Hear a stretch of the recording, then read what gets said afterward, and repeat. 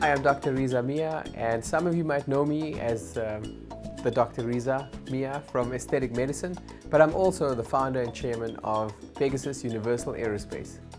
I've always been very curious, but also allowed myself to be exploratory. I've always thought I would be led and guided in the directions that I was supposed to be.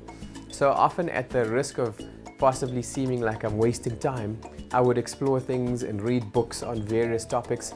But it was only later on when I went to one of these Mensa meetings where the chairman there brought up a very interesting idea, but something that I identified with quite well. What he said was that real genius happens when you take ideas from one sector or area of work and apply it to another one.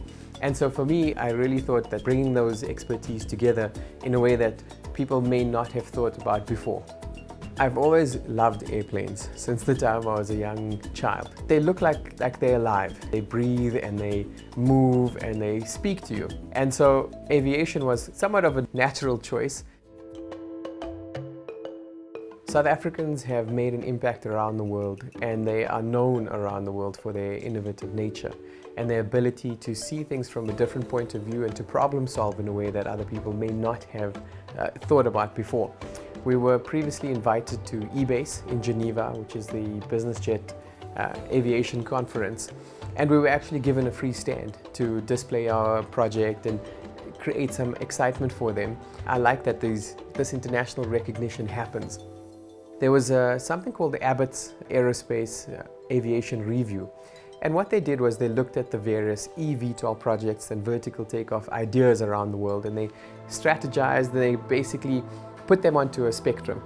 And they found that they divided them into 4 quadrants, and there were very few projects that actually reached a stage of success according to this independent review.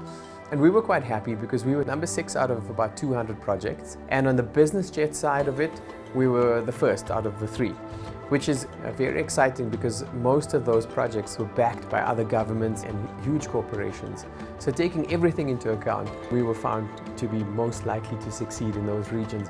It makes us very excited, and it gives us some motivation to keep pushing forward and get to where we need to be. With aviation, it's obviously a global business. We would be exporting products to almost every country in the world. And the more we can create these bilateral agreements on safety and that type of things with other countries, the more we're able to export our product to other countries. I think that one of the things we are able to do that is very different to the rest of the world is we're able to figure out ways to do things fairly inexpensively. And by fairly, I'm being modest. In some cases, we've done things for 1% of what we could have done it by outsourcing it internationally. That, for me, is something that I think that makes us quite resourceful, I think.